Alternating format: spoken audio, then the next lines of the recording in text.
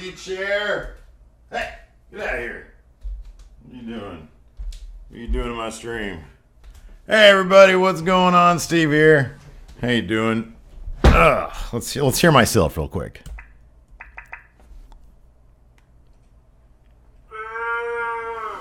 I make myself laugh. Anyways, how you guys doing? Hope you guys doing good. You got another day just with me. I think Larson might be Skyping in tomorrow, but I'm gonna try to convince him otherwise. It's his vacation. I think he's back here on Thursday. I'm gonna try to convince him just to enjoy his vacation, relax. Flying and traveling and whatnot takes up a lot. I'd rather just do it myself, man. Do it myself. How you guys doing? Hope you're good. Hope you're good. Fucking cord. There we go. All right, we're gonna try this again today. I had to do my own notes for Raw today. All right, stream health looks good. Wow, the stream actually looks pretty good. Kind of, ish. Anyways. Audio sound good, everybody? Quiet, Sandra, I'm not losing it. I never had it in the first place to lose. Let's see here. Let's see, should I post my notes, my show notes?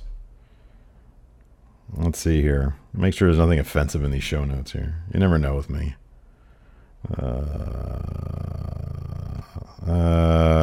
Julian Morris says, hey Steve, you haven't sent out the care packages yet. Any chance I can get Lacey here to sign the postcard? I think I've already packaged yours, but I'll cut it open and have her do that. I'm trying to think of a way to make me remember that. I'll try to remember. If I don't remember, I'll just keep on bugging me about it. Evil Larson, your stuff is all signed. I just need to get an envelope for you. For your stuff. There's a slight pop. Oh, my audio might be very hot. Hold on. I think I turned up the levels yesterday. Yes, I did. There we go. That should be better.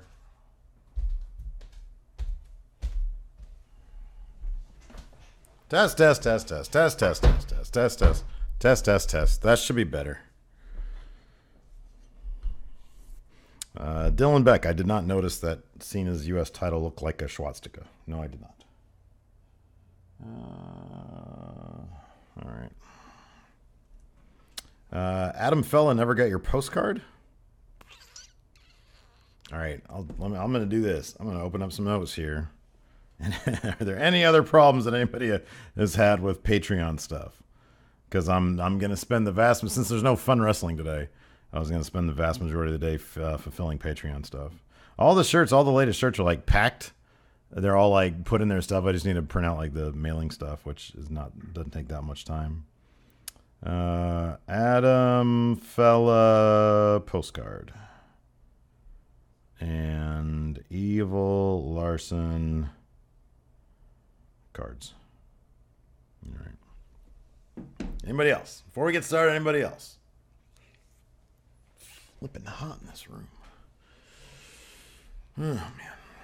How you guys doing?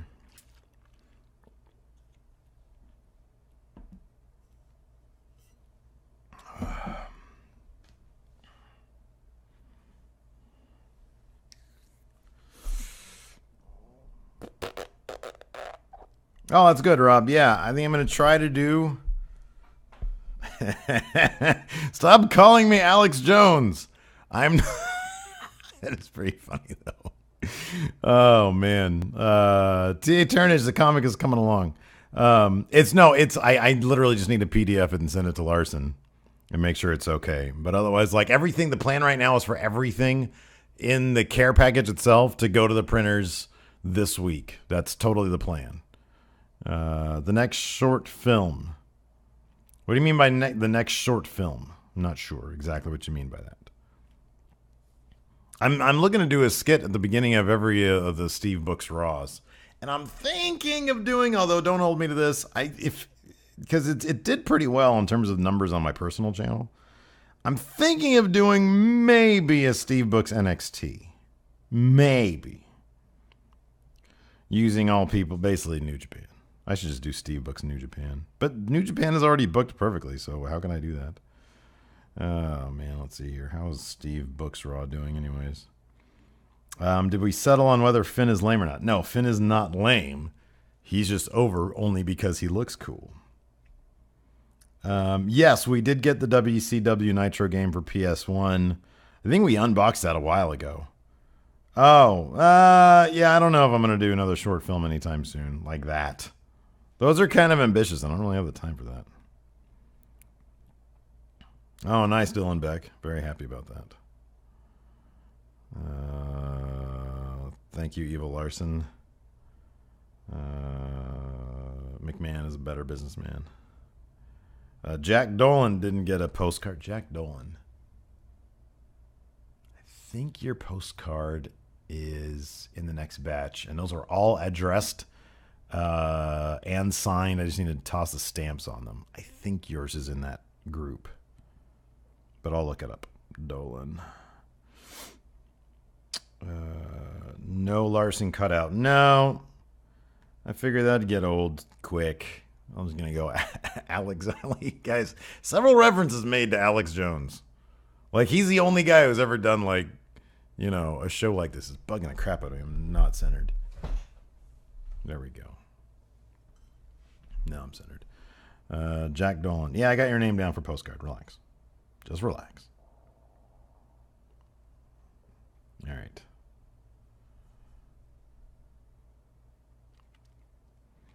I'm just going to wait a little bit longer. He's the only guy who's ever done like... Oh, shit. Only 36 of you? Really? Usually we got like 70 people in here. What's going on with that? Let me open up questions and get my notes ready.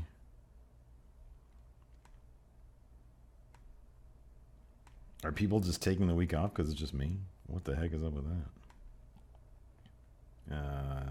Let's see here. Yeah. I'll pop out the chat. There we go.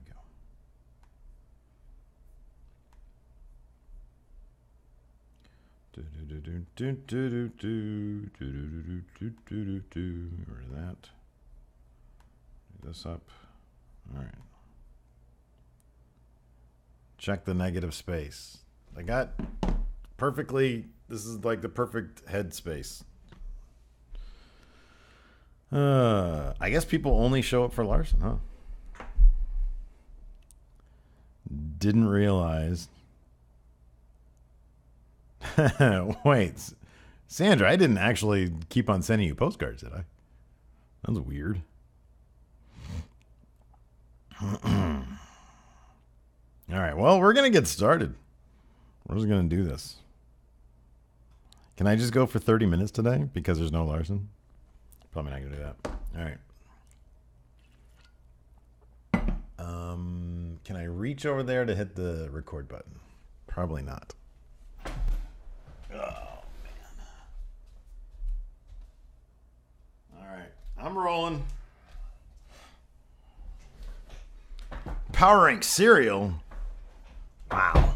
My power rankings on cereal will not be that. You guys probably won't like them. Here we go. For me. This is for me personally. Number 5, Grape Nuts. Number 4, Raisin Bran. Number 3, Honey Nut Cheerios. Number 2, Rice Krispies. Number 1, Frosted Mini Wheats.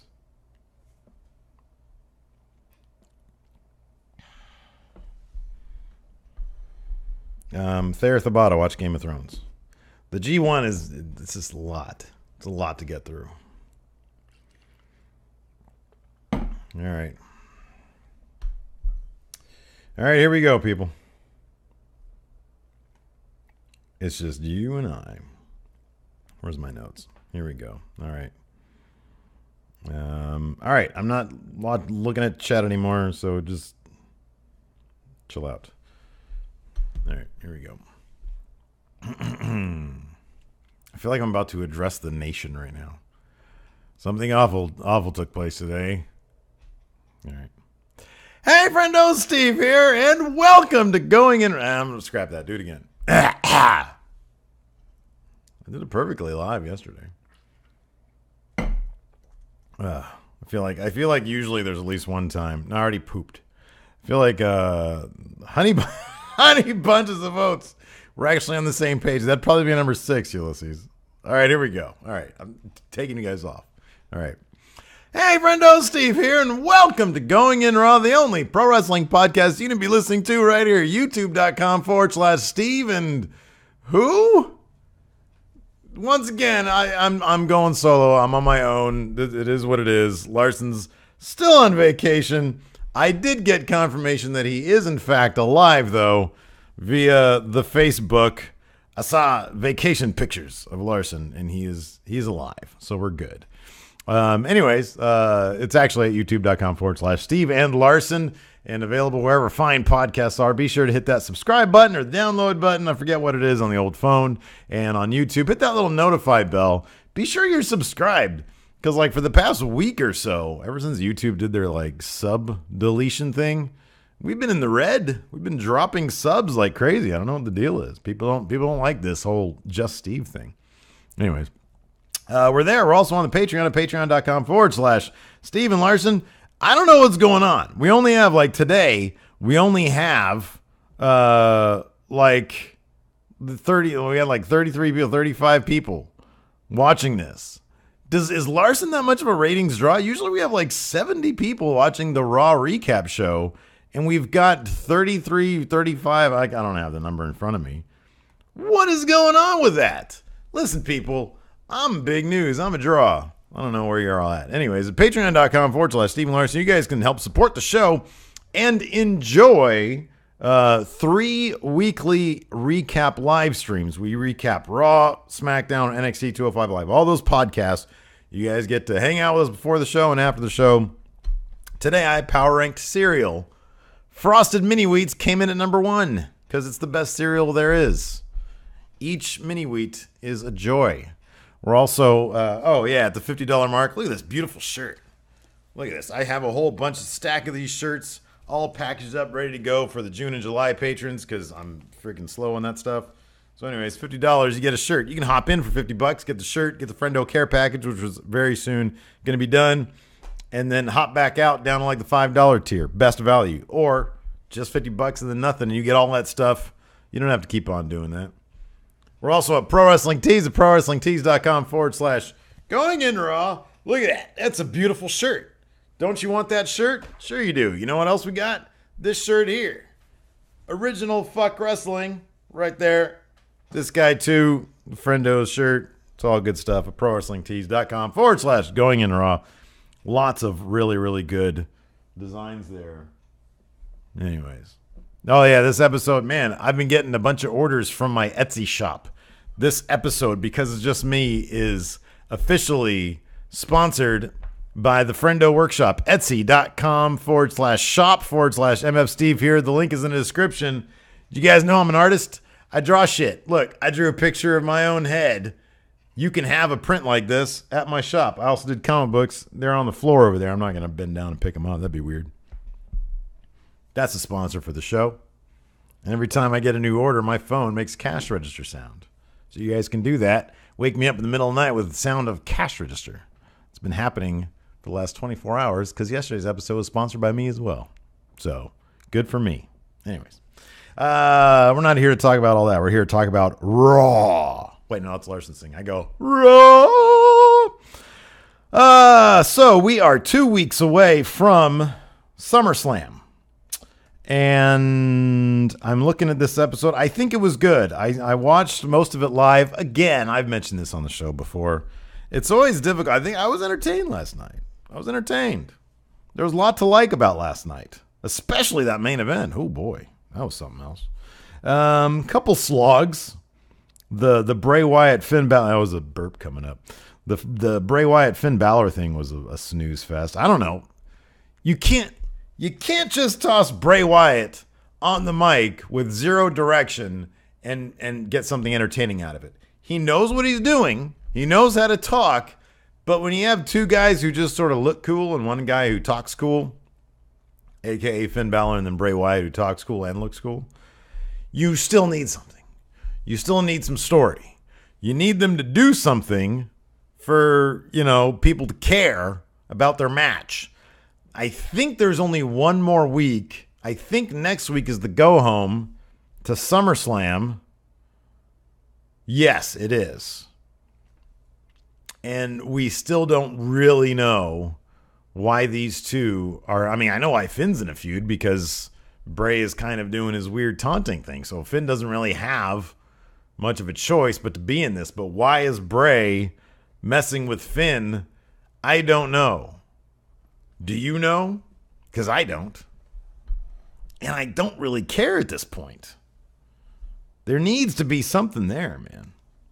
Anyways, we'll start at the beginning like we usually do. I had to write my own notes because Larson's not here. That's all right, though. Made me pay attention. I actually paid attention to this episode of Raw for once. There's a lot to like, though, like I said. It started out with Miz TV. Miz called out Jason Jordan, said he's tired of being cheap-shotted. And instead of Jason Jordan, his dad, his storyline dad, Kurt Angle, comes out. And he says, Jason Jordan's not coming out, but there's a guy who is going to come out. He's coming out right now. And it's Brock Lesnar wearing the bluest shirt I've ever seen in my life. I mean, honestly, do you want people to think he's going to SmackDown? Because that's what I thought. Oh, my God, Brock Lesnar's wearing a SmackDown shirt. It was just a blue version of his shirt. They were in Toronto. I'm assuming that's a Toronto sports color. I don't know. Anyways, he comes out. Kurt Angle. I'm sorry, Paul Heyman comes out with him. Miz starts talking a lot of crap. Basically said, which I actually kind of like this because Miz didn't give a shit. Usually people are in there with Brock. I at the SummerSlam thing last year, Brock Lesnar was 20, 30 feet away, and I was terrified. I wasn't going to ask him any questions. Them boys from What Culture did. I was like, that's, taking your life in your own hands, boys. Live and learn. The mistake of youth, as I like to say. I wasn't going to interview Brock Lesnar. He scares the crap out of me. But Miz didn't give an F. He was in there talking all sorts of shit. He was saying, if I was a betting man, I'd put my money on Samoa Joe, Roman Reigns, or Braun Strowman. I wouldn't put my money on you. Granted, he had the Miztourage between him and Brock Lesnar. But yeesh, I would, come on, look at how they booked Bo Dallas and the other guy, Curtis Axel. I mean, Brock could go through them like butter, and he did. Paul Heyman got on the mic and said, he said, do you and your wife like to role play, Miz? And I was thinking we're going to get a Paul Heyman Miz live sex show coming up, but no. Paul Heyman said, we're going to role play. He said, Miz, you're going to be Roman Reigns. Bo Dallas, you're going to be Samoa Joe. And Curtis Axel, you get to be Braun Strowman. And then Brock Lesnar just completely annihilated all three men. It was pretty cool. Look, I would love to see a rivalry between The Miz and Brock Lesnar. It's not going to happen. But that'd be kind of rad. I don't know. I mean, they gave Brock something to do that didn't involve the other three guys in his match. But tell me this isn't becoming the best feud in the WWE right now. What else is out there? We got the mess that is AJ Styles versus Kevin Owens, which should, by all means, be the best feud in wrestling right now. And it's just kind of a mess. You got AJ in there and Kevin Owens, and they should be putting on the best matches every single time out. And instead, it's just kind of weird. Like, they got these weird, clunky finishes. Who else is feuding right now? Are there any other good feuds? Bayley's done. She's not going to be at SummerSlam. They figured that out, kind of. You got this Seth Ambrose thing. That's not a feud. Jinder and Shinsuke. That feud hasn't even started. There's like 2 episodes of SmackDown left before SummerSlam. So, what other feuds am I not? I mean, Akira Tozawa versus Neville. That's good, but it's 205 Live good. It's like, cruiserweight good. Over on NXT, you've got Bobby Roode, and you've got Asuka versus a bunch of lumps in the women's division over there. You got Bobby Roode and Drew McIntyre. It's not even a feud. You got more, there's more of a feud building around a match that isn't going to happen with Roderick Strong over there. The Miz is in a feud with Jason Jordan. They didn't even encounter each other last night. This is like Roman Braun. So far, for my money, is feud of the year. And this Universal title buildup has been spectacular. It's just a bunch of big bastards beating the crap out of each other.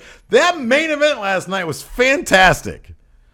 I didn't realize until I saw the replay. Because I was sort of like, I was paying attention, but I was like, I think I looked away for a second. I heard Corey Graves say, "Whoa!" when Braun launched like a football. He launched an office chair. Those things, I have an office chair akin to that right there. That is not something that I could just throw. I could maybe, like, with two hands, like, lug it. But I'm not pitching that thing like a fastball. And that's what Braun did last night with an office chair. This feud has been great.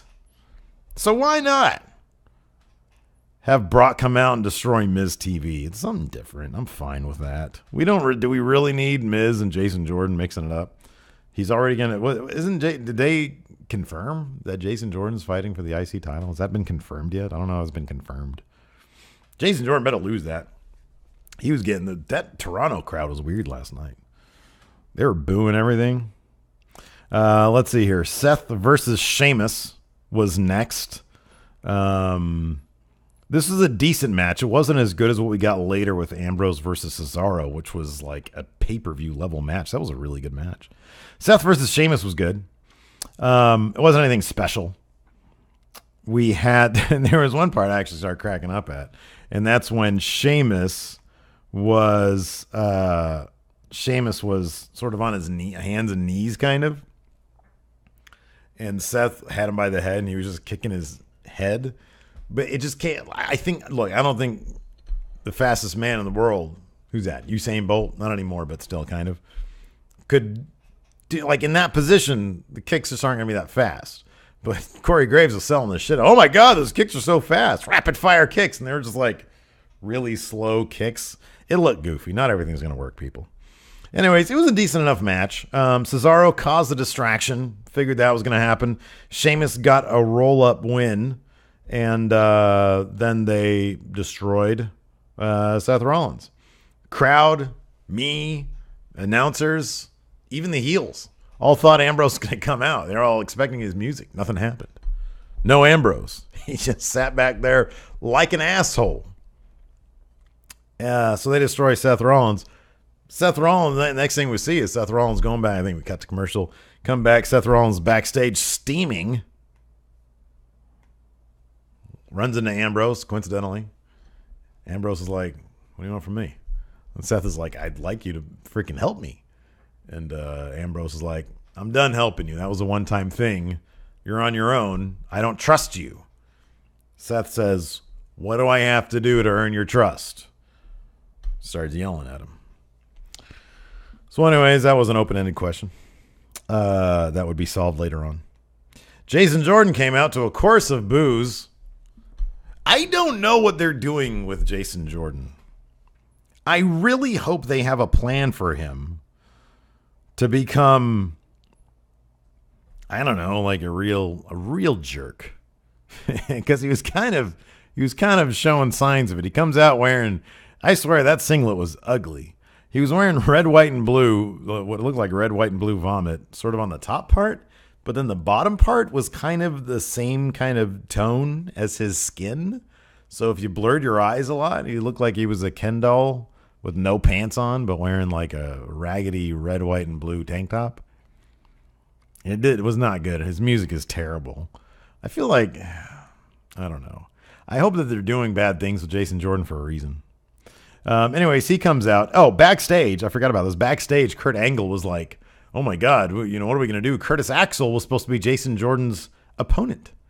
What are we going to do? And he's just sitting next to Curtis Axel, who's still nursing the Brock Lesnar injuries, which were probably real.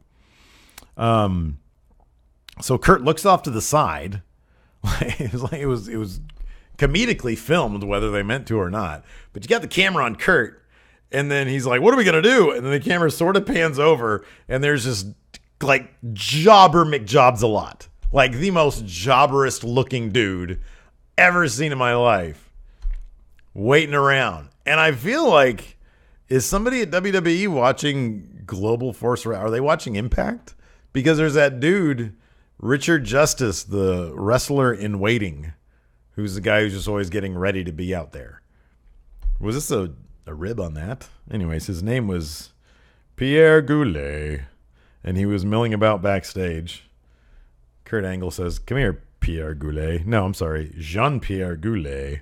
And he sends him out there to get destroyed by his son, Jason Jordan. Crowd was super behind Jean-Pierre Goulet, saying, "Yay, let's go, jobber." Lots of boos for Jordan. At one point, Jean-Pierre Goulet smacks Jordan in the face. Jordan looks like he gets legit pissed. And Jordan like lays into him, gives him that cool neck breaker finisher of his, gets the pin 1, 2, 3. Jason Jordan goes over. People boo him. That's all right. They need to do something cool with him though.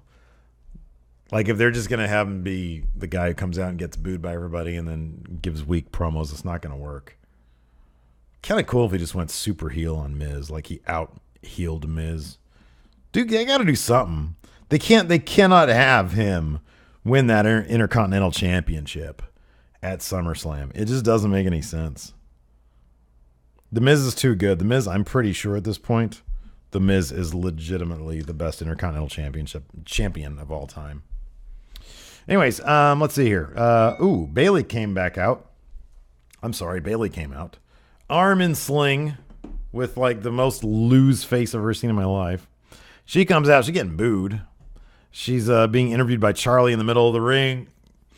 Charlie says, "Look up at the screen. We're going to show how you got injured." They showed it in slow-mo. Bayley did not watch. Charlie says, "What do you think about this?" And, it had been announced earlier in the day that they were going to have 2 triple threat matches. One that had Sasha Banks in it. The other that had Nia Jax in it. I wonder who's going to win those to go on to fight for the SummerSlam spot next week. Let's see here.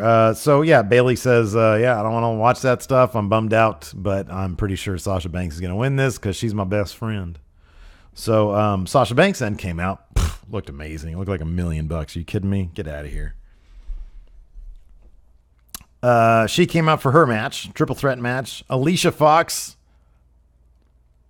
knew she wasn't going to win. And Emma knew she wasn't going to win. But people really love Emma. I really love Emma, man. I like Alicia Fox too, but man, Emma's good. She was doing some cool shit. She did like a weird, not a weird, but they're on the outside. They sort of brawled to the outside. Emma got Sasha in like a German suplex thing and like sort of suplexed her from floor to apron. So that was kind of cool. Crowd is super behind Emma.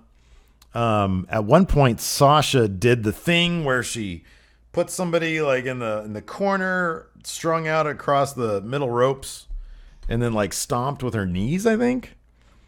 Went for the pin. Emma runs in and sort of grabs Sasha, throws her away, and then goes for the 3 count. That ref was a millimeter away from calling that a 3 count, but he called it a 2 and 9/10 or whatever you want to call it.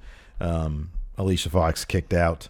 Sasha then took out Emma, hit a backstabber to the bank statement on Alicia Fox. Emma snuck in, threw Sasha off, went for the pin. She ended up getting in the bank statement, taps out. Sasha Banks wins. She was taking on the winner of Nia Jax versus Jobber and Jobber later on. After that, we got a Braun Strowman interview with Renee Young. It was great. It was Braun talking about enjoying hurting Roman Reigns. I'm telling you, best feud of the year, man. I really like it when he's groaning in pain. Just stuff like that. I really like it when Roman's hurting. He's garbage. So that was fun. Enzo Amore comes out. People pop for whatever reason. He comes out. He talks.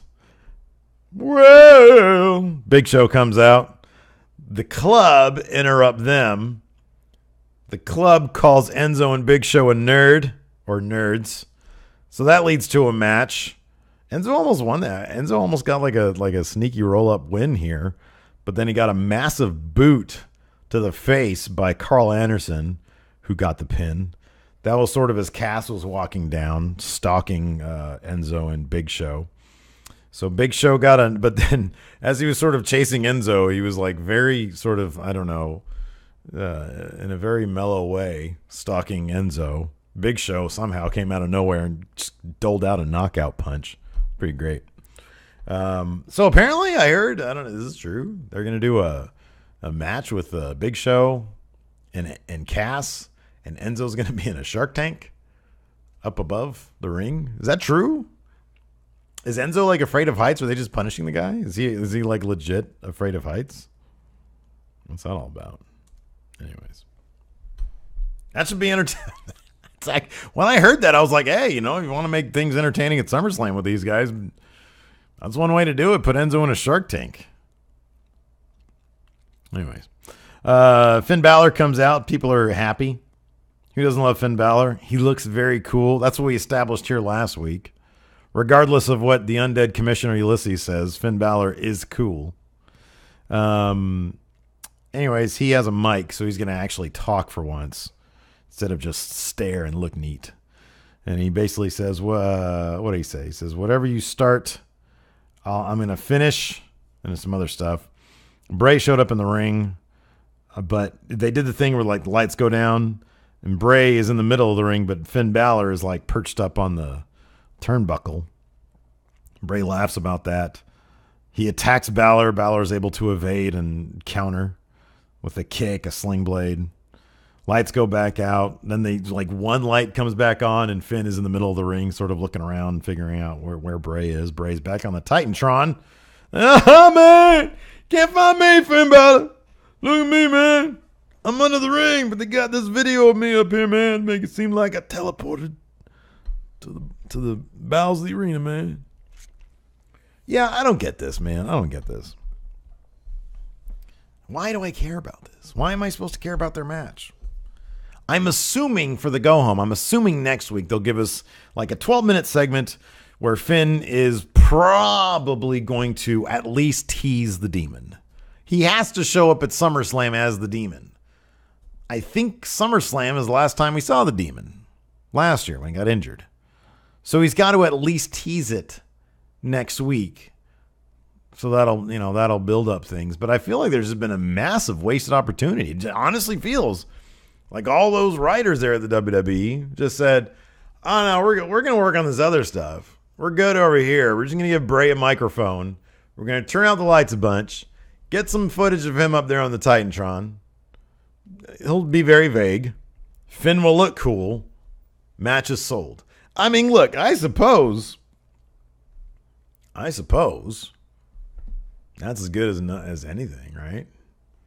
I mean, at this point, me and Larson would be talking about it, and I'd play devil's advocate, and I'd say, does the story really matter here? It's Bray Wyatt, it's Finn Balor. What are they going to put on the line? The Demon persona? Is Bray Wyatt going to come out as a demon? That would actually be pretty cool. I'd watch that. They should have done that. Anyways, moving on.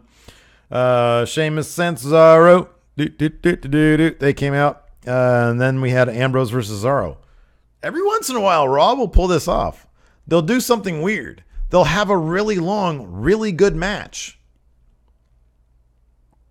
They did that twice. But like in the middle of the show. This is the middle of the show. Sheamus, Ambrose and Cesaro had a really, really good match. All sorts of false finishes. I mean, there were some Sheamus distractions.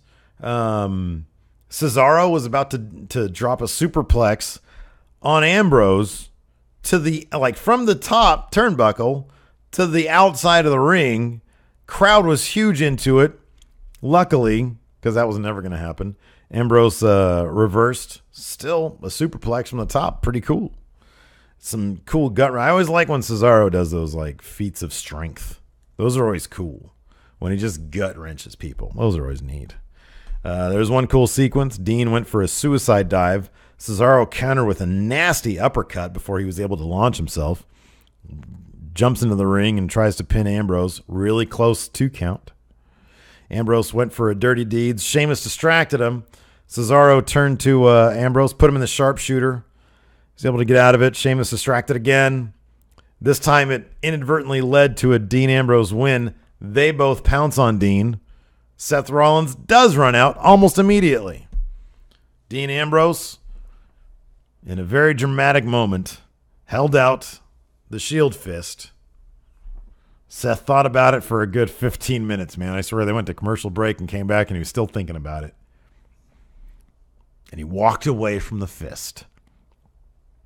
So now Seth was bugging about it last week. We're the Shield.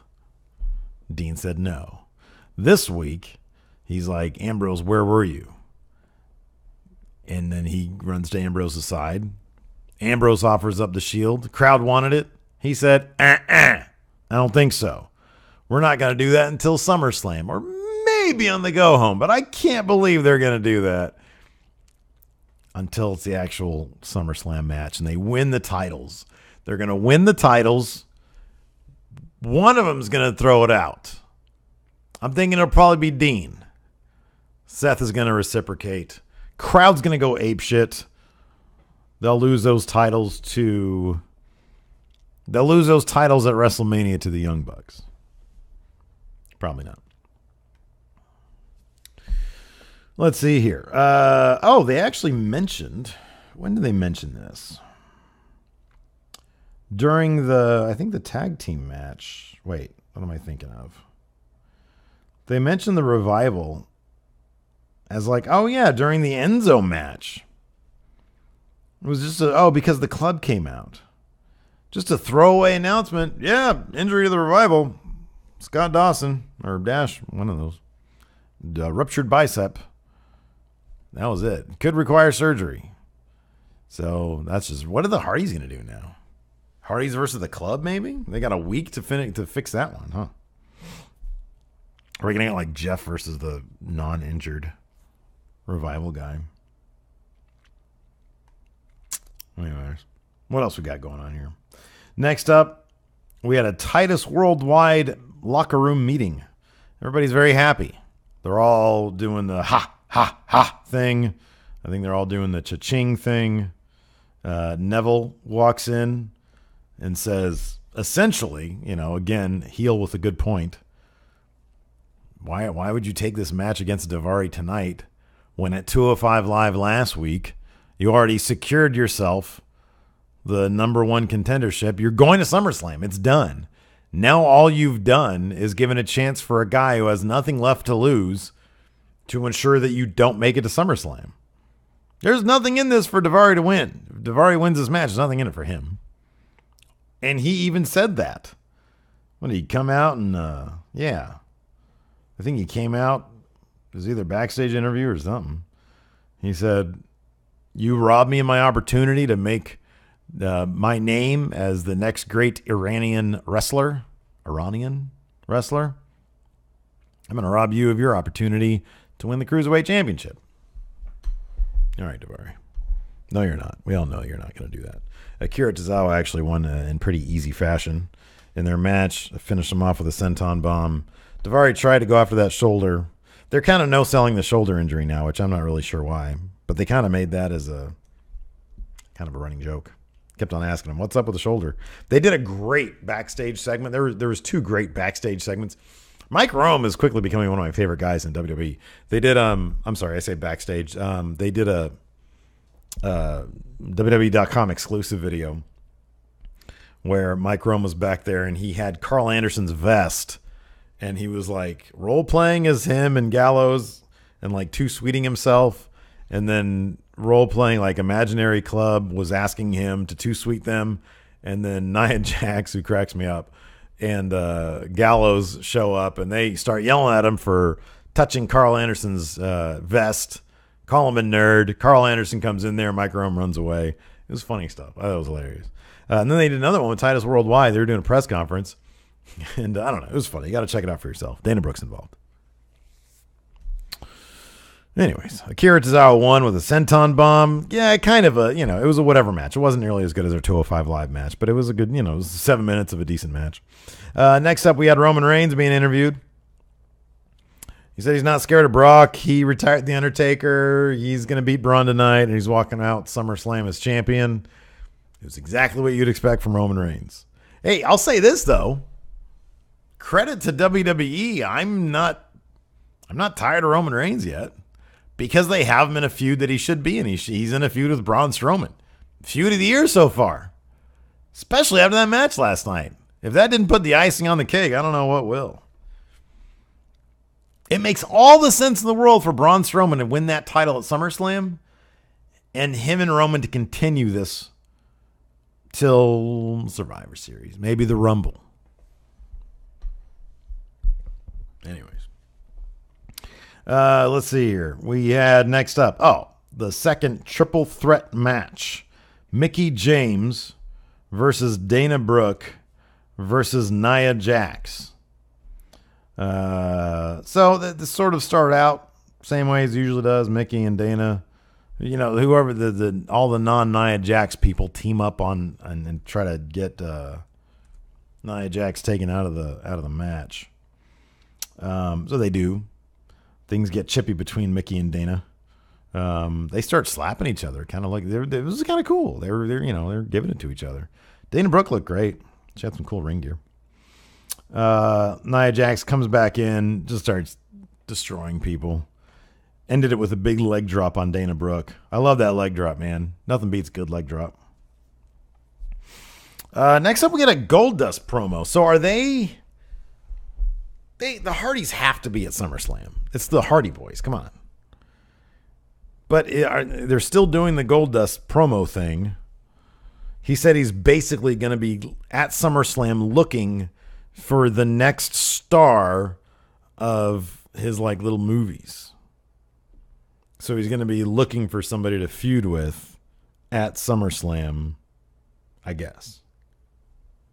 So yeah, good for him.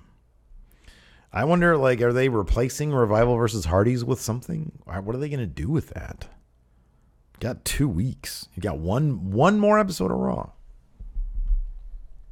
Can't tell me the Hardys aren't going to be there.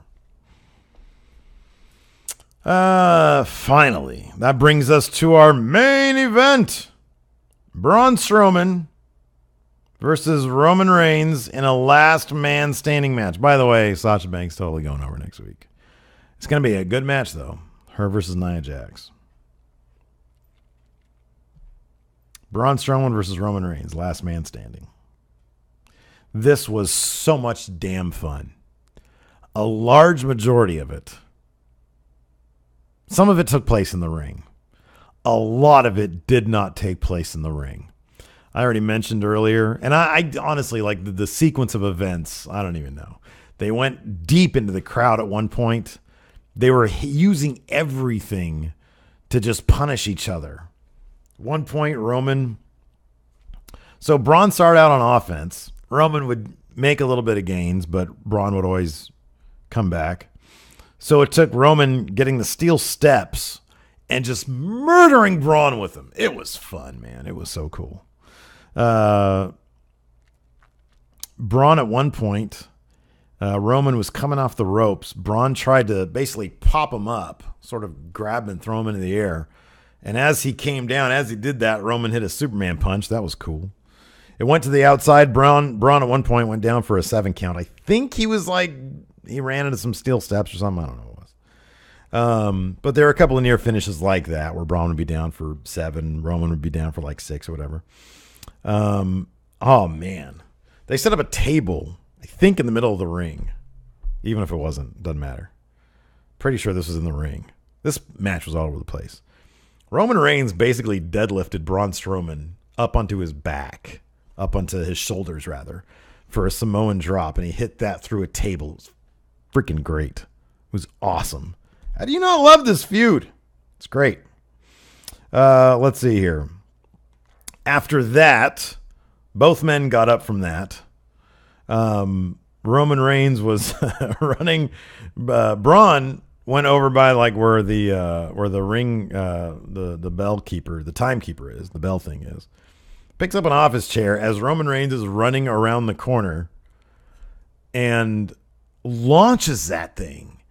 I have never seen anybody launch an office chair. I couldn't even launch a folding chair with that velocity. Nails Roman with it. It was fantastic. Reigns goes down for a 9 count. Gets up. They go deep into the crowd. Then they end up on the stage. Roman drops Braun starts clearing out the table. Roman hits a Superman punch. And then another. That doesn't do it. Braun goes down to sort of the ramp. Roman gets a running start. I mean, they do all sorts of destruction here at the top. Roman just doles out a nasty spear on the ramp. Gets up, and Samoa Joe was in the crowd. So once Roman backs up towards like the corner area, like where the floor begins, where you're right next to the ring, and then but you're like on the corner there where the ramp is, where like Samoa Joe was just chilling there. Gets Roman into the coquina clutch, gets over the barricade, and like locks it in. Both men were down at that point.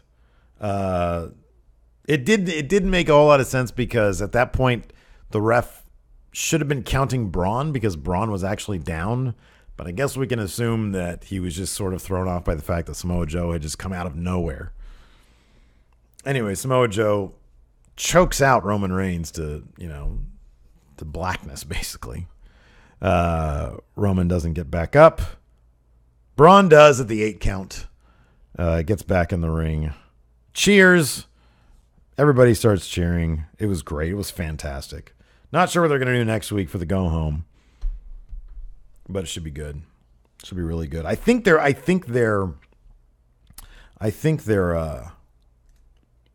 sort of positioning this so that these last 3 episodes, because Roman stood tall last week, Braun and Samoa Joe, but more Samoa Joe, I guess, or Braun won this week.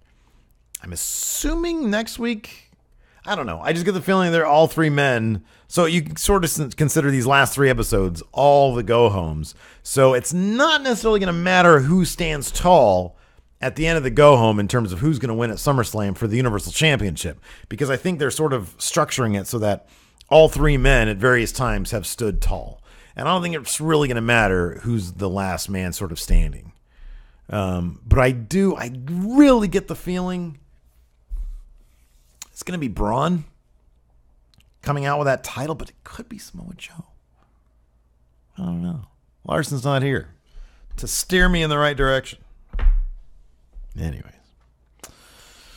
Oh, man.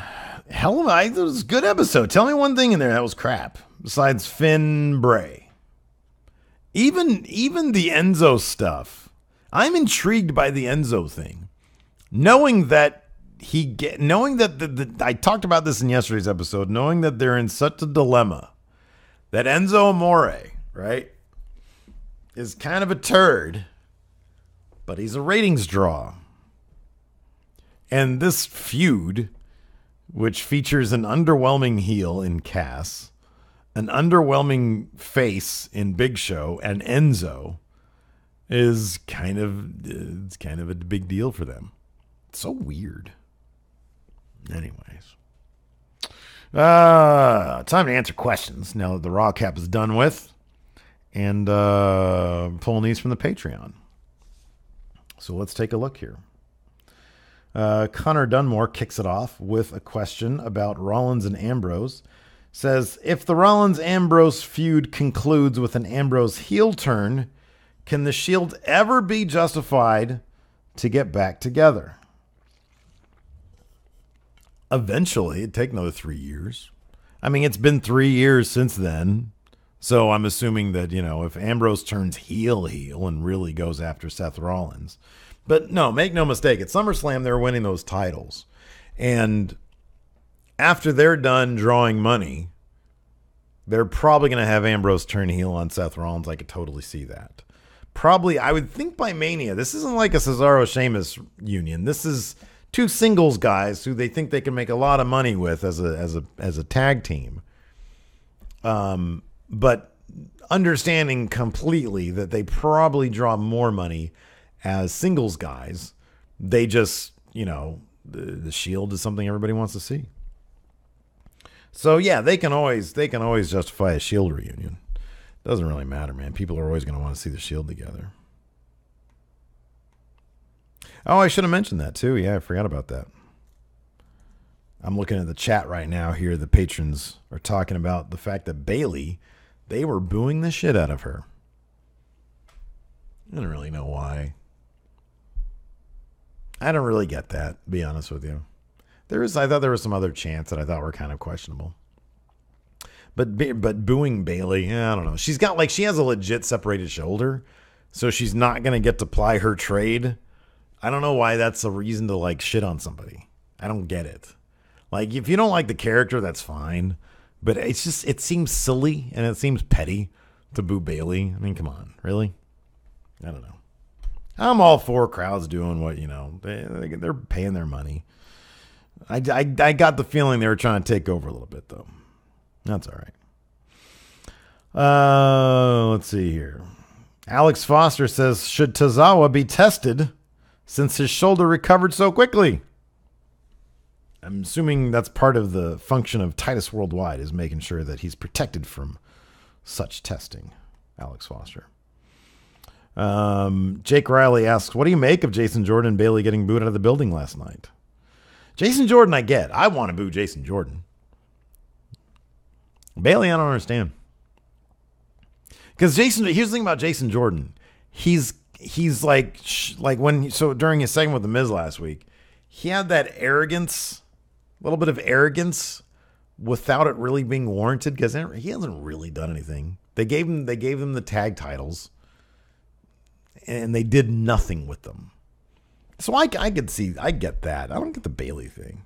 Some people are just, I think the thing about Bailey is, well, J.S. Wooten here in chat has a good point. He says, they are Canadians and they love shitting on popular American faces. Maybe that's it.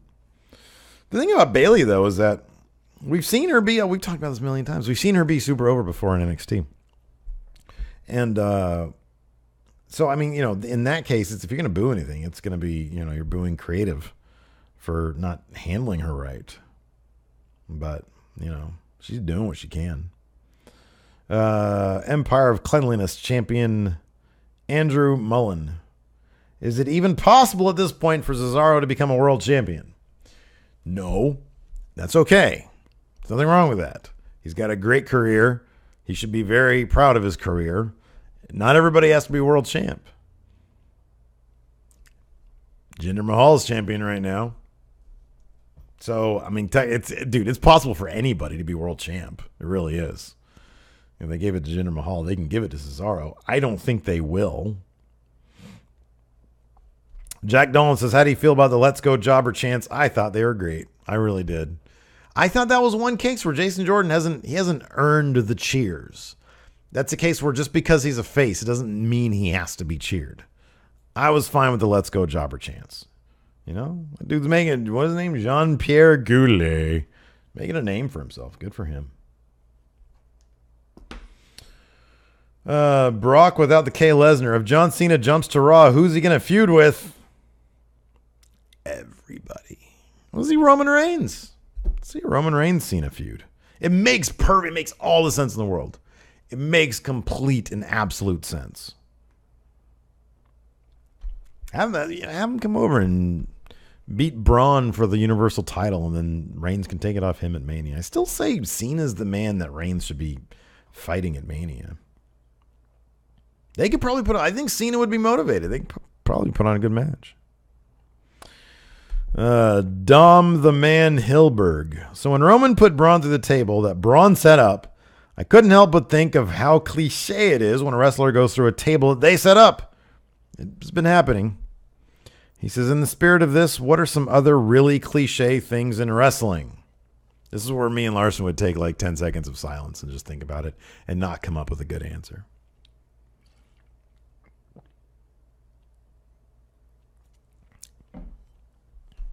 I don't know.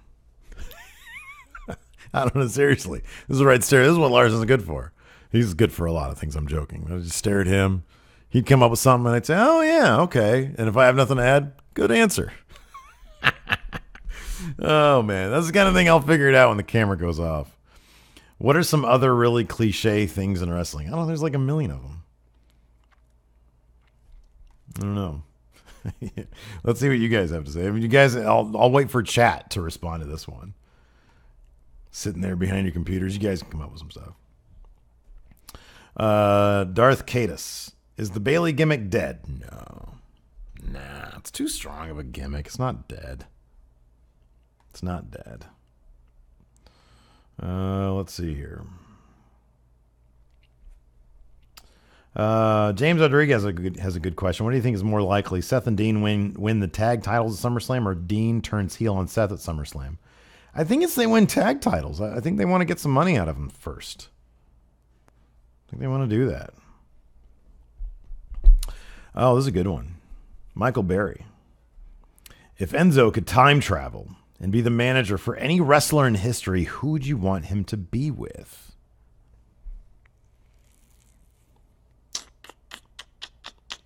Oh, Alex C. Here's some good cliches in wrestling.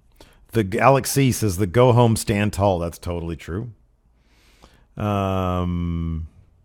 Jack Dolan says when they fall back with both their legs. Well, that's just a bump, right? Are you talking about just a regular bump? The lockup in the start. That's how every match starts. I know, you're right. The slingshot is the worst. A couple people are saying slingshot. I can't stand the slingshot either. It's not really a cliche. It's just a crap move. Eva Larson says, losing in your hometown or on your birthday. That's a Vince thing, though.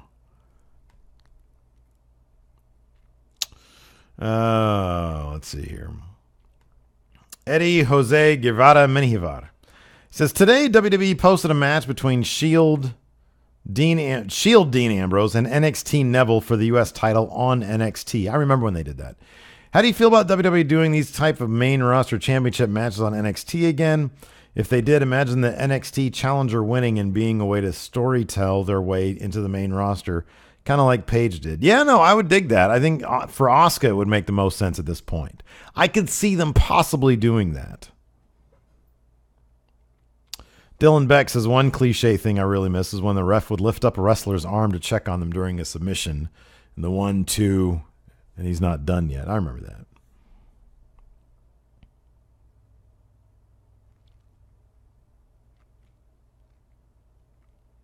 Roll into the ring at the count of 9, yeah.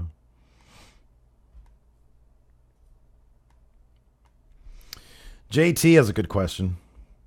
Is the WWE purposely trying to get Jason Jordan to get booed for a heel turn against Kurt Angle? Hard to think that isn't... It's hard to think that that's not... I don't know, man. I don't know. He goes out there, they put him out there against a jobber that they know is going to be over with the crowd because of the nature of the crowd. He's doing like kind of, he's got like sort of intense heelish mannerisms. Maybe he's going to go crazy after he loses to the Miz at SummerSlam.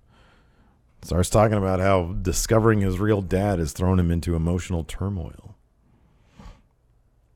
Oh, yeah, there you go. T.A. Turnage has a great one here in chat. The turnbuckle either hurts like hell or is a springboard. I hate that.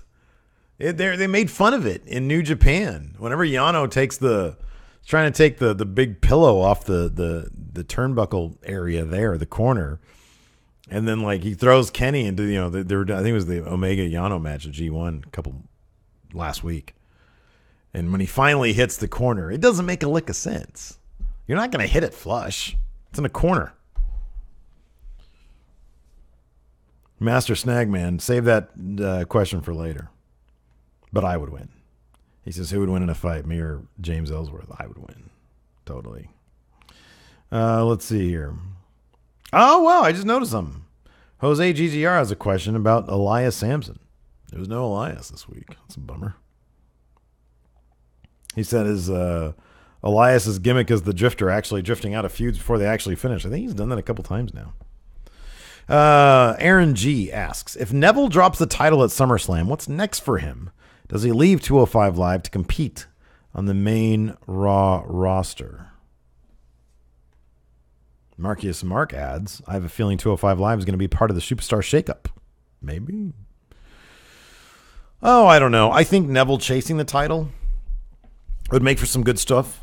Some good stuff. I could see him leaving to compete on the main roster. I could totally see that. He has established himself as far and away bigger than anybody else on that roster. And I feel like they need some room for some more heels to breathe. And Neville going to main roster at this point would be fantastic. I think it'd be great. They just need to make sure he gets some wins, maybe a run with the IC title. Sean Hulver has an interesting question. What do you think they're going to do? What do you think they're doing with Miz right now?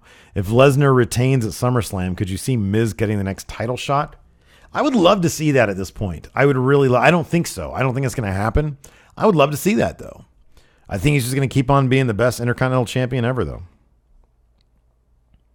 Oh, Elias was in a dark match. Nice. The chat also functions like as my producers. Or like behind the couch over there. Hey, Steve, Elias is in a dark match. Thanks, guys. It's my Hilton. Let's see here. What was the reason for Seth Rollins not extending out his arm to Dean? It was all emotional stuff. Should Nia and the club become a full faction? Yes, absolutely they should.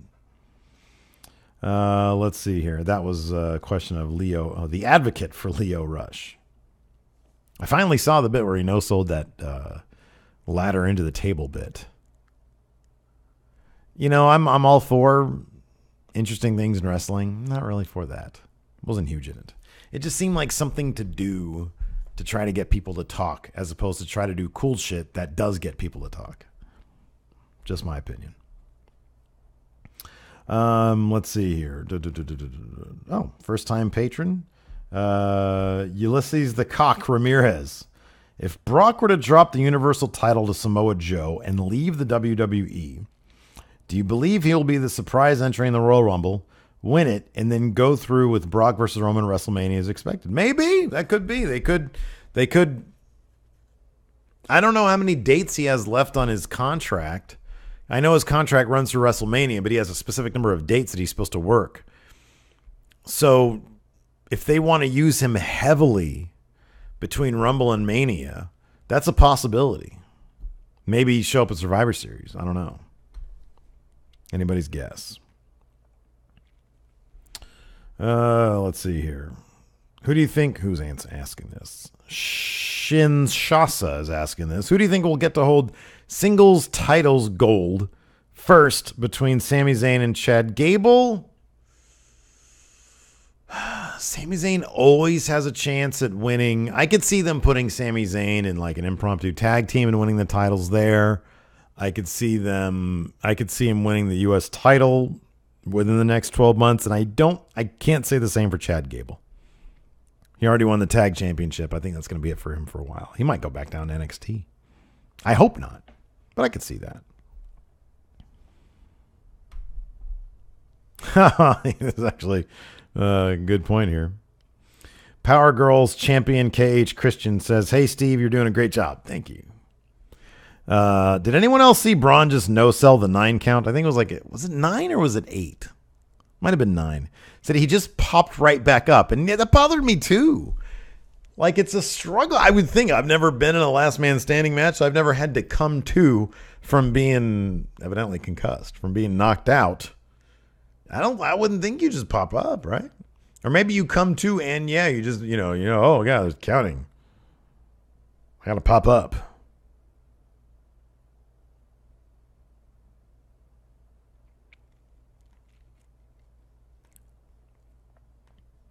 This is a good point here. Going back to wrestling cliches, we got all sorts of them here in chat. Stevie Bradley says the slow climb up the ladder for a belt.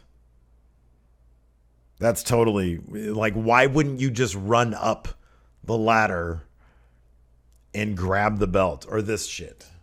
Pawing at it like you're a cat. Give me that ladder. Give me that belt. Anyways.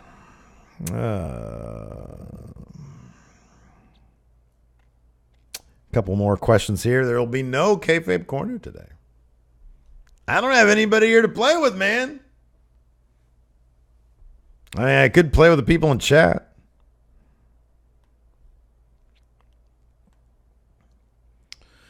Oh, let's see here. Mark of Steel says the incredibly obvious booking of the two women's triple threat matches tonight on Raw frustrated the hell out of me. Do you prefer booking that may seem random and nonsensical, a la gender as champ, or do you prefer booking that makes more sense but is obvious?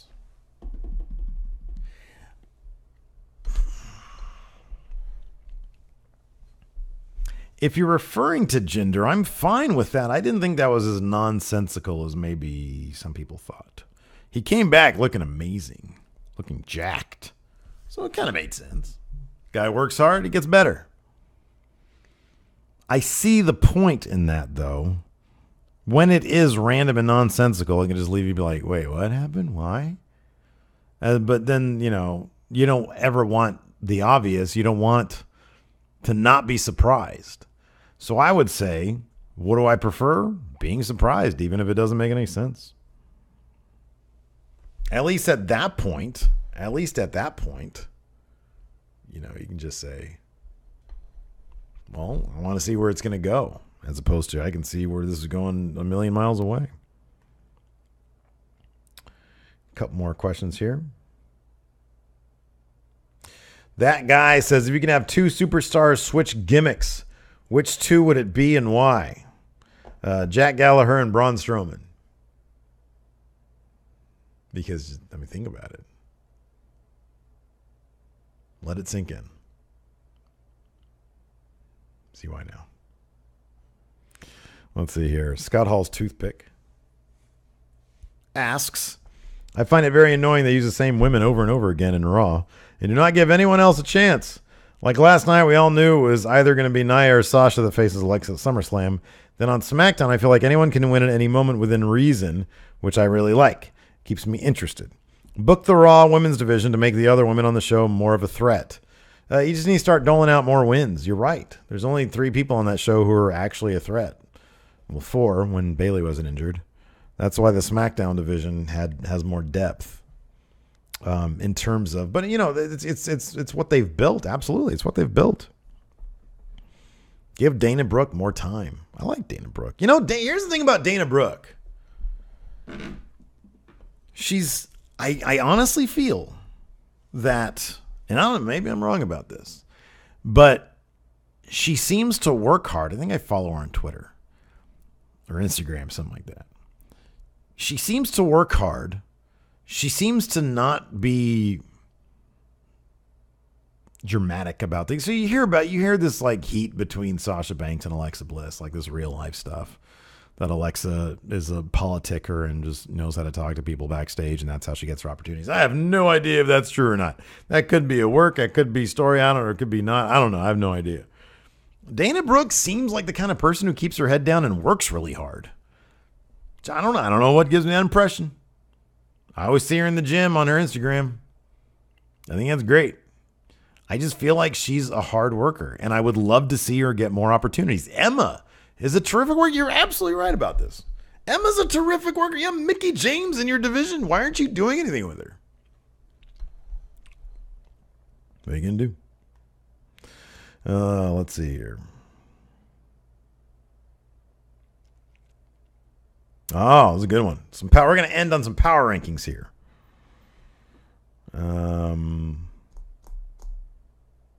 Here's a request for a going in Raw view. That's not bad.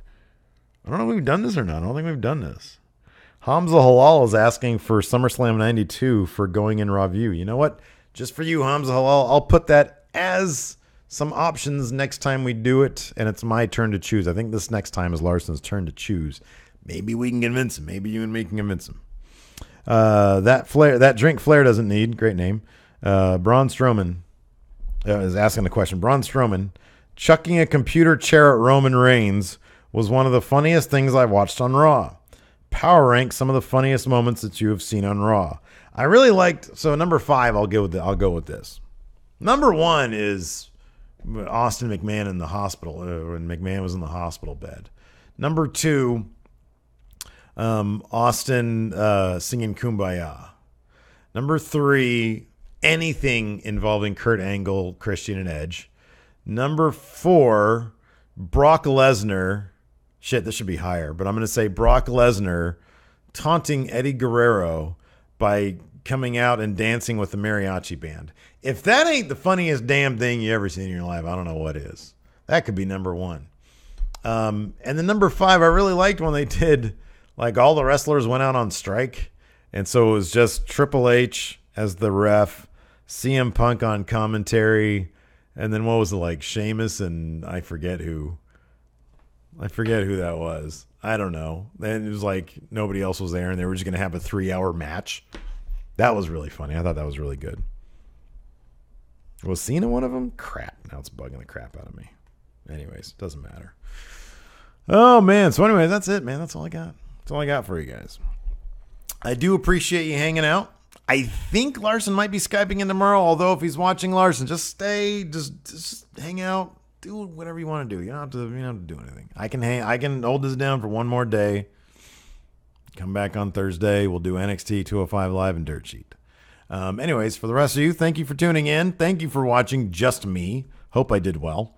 Patrons, of course, stay tuned. And until next time, we'll talk to you guys later. We're out. Woo!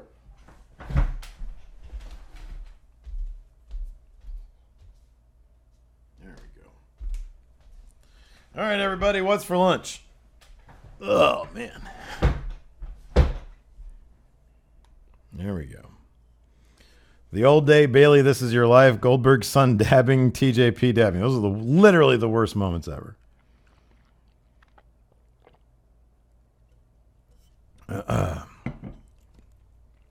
Abby Edwards, I agree. Dana Brooks seemed really cool.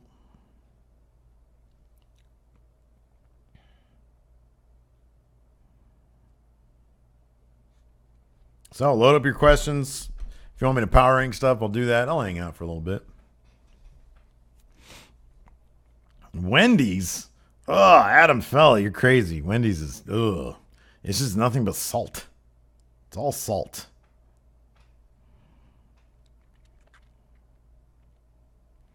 Another going in review recommendation. WWE ECW's December to Remember. Okay, so here's the thing. We were actually going to do that. And I started watching it, and the problem is it's not bad. It's boring bad. It comes off like a subpar episode of WWE's ECW. So those generally we just don't have a lot to say about. But yeah, it's supposed to be really bad. But when people say bad, they just mean boring. Steve, could you have saved the Bailey This is your life segment? Nobody could have saved that. Are you kidding me?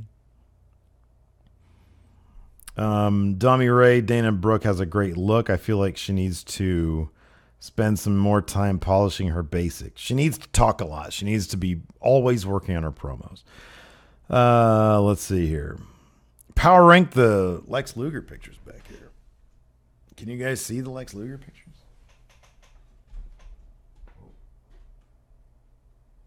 So there's the Luger section. So we've got Luger with Flair seemingly about to SSD. So that's number 5. Luger celebrating what I believe is a SummerSlam countout victory as number 4. Luger hoisting the WWE title. Luger never won that title. He never won that title. That's the WWE. He never won that title. Why is he hoisting it up? Wait, did Luger win the title? Luger never won the title, right? He never won that title. And there's my favorite one over there, Luger with his tongue out. Looking like an idiot. There's number 1. There we go. Back on me. Oh, lots of negative space. There we go. Anyways. Ha, boo, empty chair, you suck. Alex C. Should Bray go away from TV for like 6 months and come back with 2 new, never-before-seen family members and without the supernatural elements? Just cult leader Bray. They've gone really heavy on the supernatural stuff. I kind of believe that. Yeah, like, take him back to his roots. Yeesh. Donald Trump threatens North Korea with, quote, fire and fury Amid reports it has made nuclear weapons event. Listen, people, I'm on the west goddamn coast. If anybody's going to get nuked, it's me. Stop doing these things. Anyways, what now? Let's see here. Yeah, he never won the WWE title. Power Rank Steven Larson tees. W Steve W 1. WGPW 2. This shirt 3. Going in Raw logo 4. Fuck Wrestling Original 5.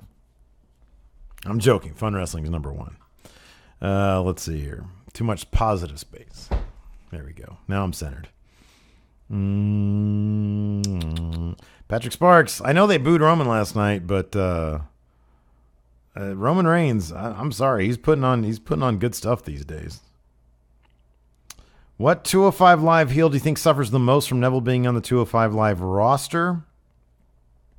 Yes, I will live stream the nuking, but I'm not going to show the nuking. I'm just going to show my reaction to it. I'm trying to think of that question. Davari Strong. I feel like there's a bunch that are sort of milling about. And they don't really... Nobody can elevate to that top spot while Neville's there. Dirt Sheet logo. I know, I got to get a Dirt Sheet logo shirt up.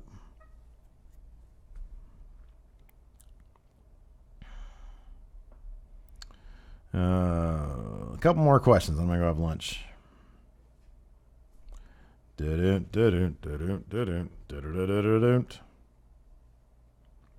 see if let me check my emails while I'm here.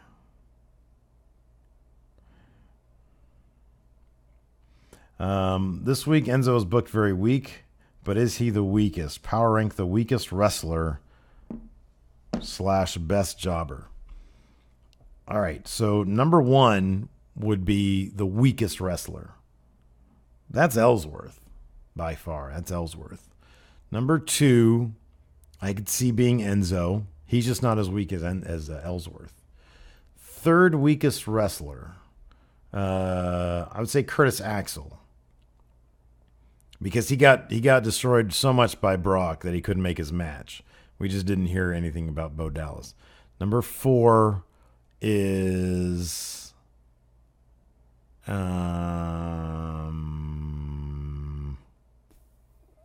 I don't know. Who's another weak wrestler?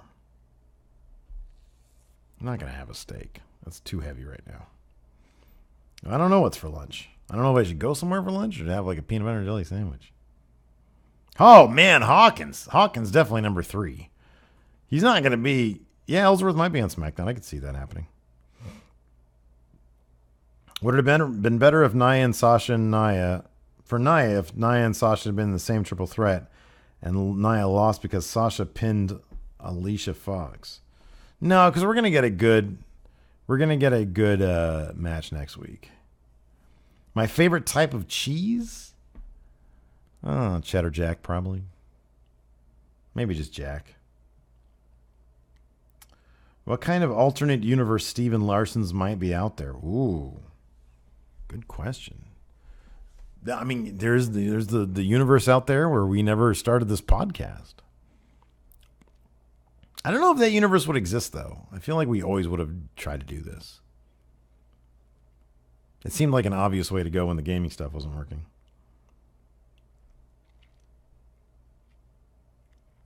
Top 5 indie talent to show up in the TakeOver Brooklyn crowd. I'm going to say, Adam Cole's number 1. I'm going to say Candice LeRae, even though I know she's in the Mae Young Classic. She's going to show up because Gargano's probably going to be around. Who else? I'm going to say Leo Rush. I'm going to say, and I'll say War Machine.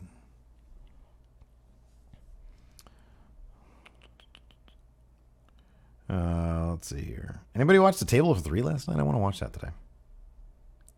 Power rank 5 reasons Larson doesn't come back from vacation.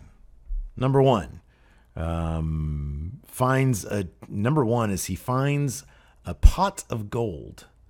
Number 2, watches this and sees that I'm so much better by myself that he decides to just quit forever. But that's not possible. Number 3 is murdered. Number 4, loves being on a nude beach so much he never comes back. And number 5, the number 5 reason why Larson doesn't come back from vacation is he gets knocked out and forgets who he is and lives the rest of his life as some sort of like cabin boy there in the Caribbean. Yeah, there you go. Sorry, number 1 is West Coast gets nuked. For God's sakes, I'm on the West Coast. We're going to get nuclear bombed because our idiot president can't get off Twitter. What's going on here? Sorry, I didn't mean to get political. Anyone else see Adam Cole video on Twitter? He threw a Young Buck shirt aside and picked up a Revival one. I just love that Adam Cole's hanging out inside of a Hot Topic. Stevie Bradley, do you still buy comic books? I do not have a pull list. What did I get the other day? I got 2 things the other day. I need to catch up on The Walking Dead. I got the last, I think it's the last or second to last Dark Knight, the latest, The Dark Knight Returns Part 3 or whatever it's called.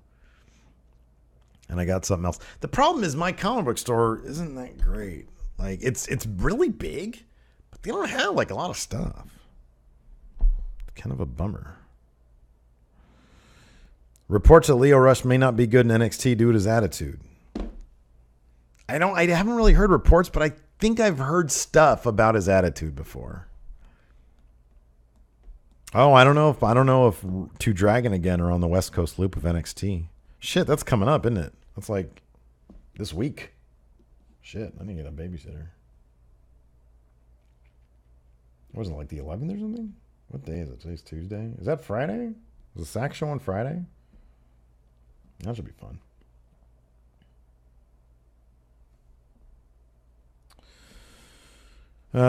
Yes, I think Bobby Fish and O'Reilly are going to Dragon again.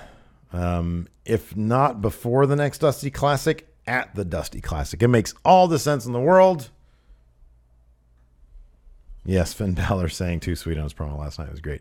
Anyways, I'm going to go. I'm going to get some lunch. Thank you so much for hanging out with me, guys. Thank you so much for keeping me company while Larson's gone.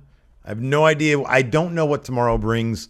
If he Skypes in, it's going to be kind of difficult to live stream that whole thing. So I don't know that I'm going to be able to do that. But he'll be back on Thursday. So I'm pretty sure we'll be live streaming the NXT 205 Live recap. So yeah, thanks again for hanging out. I really appreciate it. Talk to you guys later. Hopefully I don't get nuked.